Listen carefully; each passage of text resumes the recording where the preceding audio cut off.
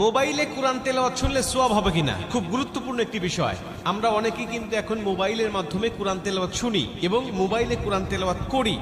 মোবাইলে কোরআন তেলাওয়াত যদি আপনি না পড়তে পারেন বা কুরআনুল কারীম যদি আপনি না পড়তে পারেন, তাহলে কুরআনুল কারীম শুনবেন বা কোরআন পড়তেও পারেন, আবার মোবাইলেও মাধ্যমে শুনবেন, তাহলে আপনার সওয়াব হবে কিনা, খুব গুরুত্বপূর্ণ একটা বিষয়। আজকে অধিকাংশ ইয়াং যারা, তারা বেশিরভাগ কুরআনুল কারীমের তেলাওয়াত তারা মোবাইলের মাধ্যমে শোনে। এটা খুবই ভালো বিষয় যে আজকে যুবকেরা গান বাজনা ছেড়ে দিয়ে বিভিন্ন নাটক সিনেমা এগুলো বাদ দিয়ে তারা কুরআনুল কারীমের তেলাওয়াত শুনছে। রাত্রিবেলায় কোরআন তেলাওয়াত শুনতে শুনতে অনেকে ঘুমিয়ে যাচ্ছে।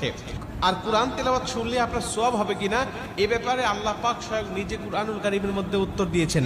আল্লাহ বলছেন, ওয়াইদা কুরিয়াল কুরআনু ফাসতামিউ লাহু ওয়া আনসিতু লাআল্লাকুম তুরহামুন। আল্লাহ পাক বলছে, যখন কুরআনুল কারীমের তেলাওয়াত হয় তখন তোমরা চুপ থাকো, তোমরা কথা বলো না। ওয়াইদা কুরিয়াল কুরআনু ফাসতামিউ